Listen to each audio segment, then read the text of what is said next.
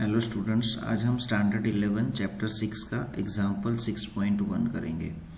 Question है find the centre of mass of 3 particles at the vertices of an equilateral triangle. The masses of the particles are 100 gram, 150 gram and 200 gram respectively. Each side of the equilateral triangle is 0.5 meter long. तो यहाँ पे हमें masses given है m1 that is 100 gram, m2 is equals to 150 gram and m3 is equals to 200 gram. Okay, अब देखो ये तीन masses को इस तीन वर्टाइसेस के ऊपर रखे हुए हैं, जैसे कि आप डायग्राम में देख रहे हो।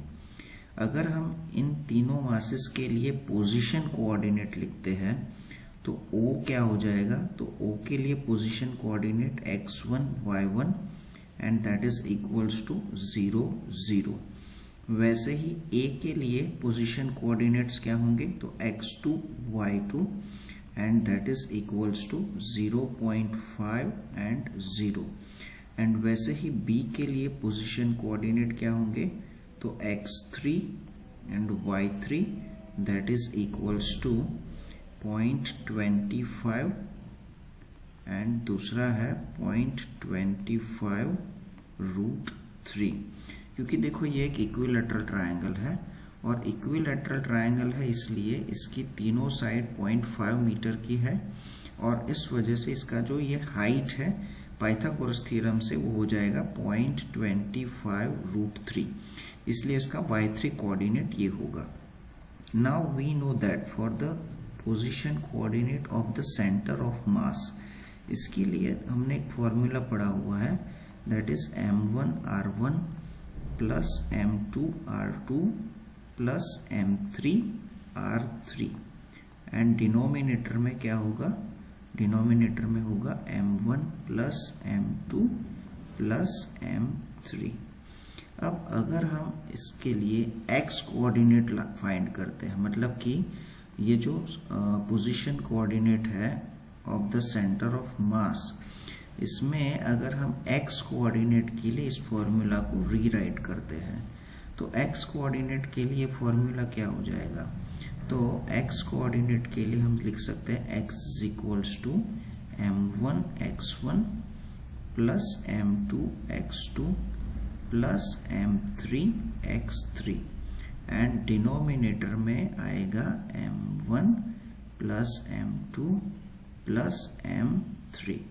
ओके, अब इसमें वैल्यू रखते हैं तो m1 कितना है, m1 इक्वल्स टू 100 है एंड इसका पोजीशन कोऑर्डिनेट x1 क्या है, तो it is 0 plus m2 equals to कितना है, तो m2 इक्वल्स टू हमें पता है दैट इज 150।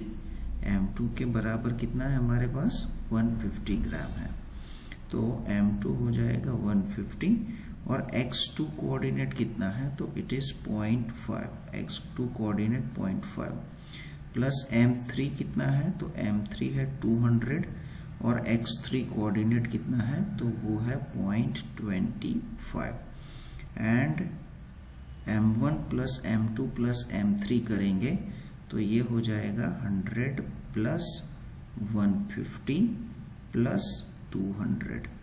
जब इसको सिंप्लीफाई करेंगे तो x is equals to numerator में हमें मिलेगा it is 75 plus 50 and denominator में यहाँ पे इनका एडिशन दैट इज 450। जब इसे सिंप्लीफाई करेंगे तो हमें x कोऑर्डिनेट मिल जाएगा 5/18 मीटर, x कोऑर्डिनेट मिलेगा 5/18 मीटर। सिमिलरली हम y कोऑर्डिनेट के लिए भी ये काम कर सकते हैं। तो अब अगर हम y कोऑर्डिनेट के लिए लिखें तो it is m1 y1 plus m2 y2 plus m3 y3। आगे हमने y1 y2 and y3 coordinates भी लिखे हुए हैं तो उसका हम यहाँ पे यूज कर सकते हैं। तो अब देखो इसमें न्यूमरेटर में क्या होगा, तो m1 कितना है 100 है एंड इसका जो y1 कोऑर्डिनेट होगा वो कितना होगा, तो again it is 0 plus m3 कितना है, तो m3 इक्वल्स टू हमारे पास है 150, तो यहाँ पे लिखेंगे 150 इंटू y2, तो y2 कोऑर्डिनेट हमारे पास कितना है, तो again it is also 0, plus m3 कितना है, तो 200, एंड y3 कोऑर्डिनेट कितना है, तो y3 कोऑर्डिनेट है 0.25 इंटू √3, एंड डिनोमिनेटर में तीनों मासेस का समेशन, तो ये हो जाएगा 450। ओके, अब देखो इसको अगर हम सिंप्लीफाई करते हैं तो इसका न्यूमरेटर जो आएगा, न्यूमरेटर होगा 50 इंटू √3 एंड डिनोमिनेटर में आएगा 450। जब इसको आप सिंप्लीफाई करोगे तो देखो 0 से 0 कैंसिल हो जाएगा, तो ऊपर √3 बचेगा और 5 9 45, तो न्यूमरेटर में √3 एंड डिनोमिनेटर में 9 बचेगा। अब जब हम इसको फर्दर सिंप्लीफाई करते हैं तो फर्दर सिंप्लीफिकेशन इसका क्या हो जाएगा, तो इट इज 1/3 √3 ये हो जाएगा, एंड कोऑर्डिनेट है मीटर में। तो हमारा फाइनल आंसर हो गया position coordinate of centre of mass XY is equals to 5/18 metre, and y coordinate होगा 1/3 √3 मीटर।